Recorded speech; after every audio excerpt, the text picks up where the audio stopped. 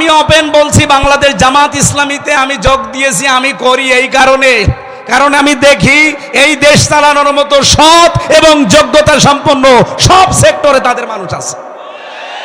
আপনি এর চাইতে উন্নত কোন দল সব সেক্টরে কাজ করতে পারে যোগ্যতা সম্পন্ন আপনি দেখান, আমি এক্ষুনি চলে যাব। হ্যাঁ, কথা বলেন না কেন?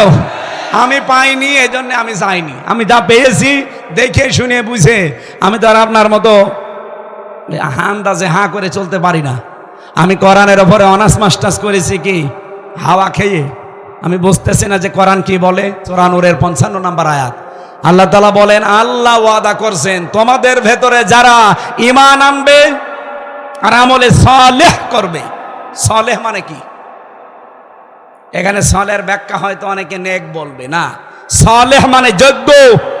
শুধু নেক না, আপনাকে ঈমান আনার পরে যোগ্যতা সম্পন্ন হওয়া লাগবে। এই বাংলাদেশে এটা আমি সবচাইতে বেশি পেয়েছি জামাত, শিবির আর ছাত্রী সংস্থার ভেতরে। আপনি এখন চ্যালেঞ্জ দেন। অনেক মানুষ রাজনীতি করে আখের গোছানোর জন্য, খালি খাবো খাবো এই ধান্দায়। কিন্তু এই যাদের নাম বললাম এদের ভেতরে যদি এই চরিত্র পান, আপনি একটা দেখান, আমি এক্ষুনি তওবা করে চলে আসবো। আপনি রাগ না করে নিজের বাস্তবতায় মিলান।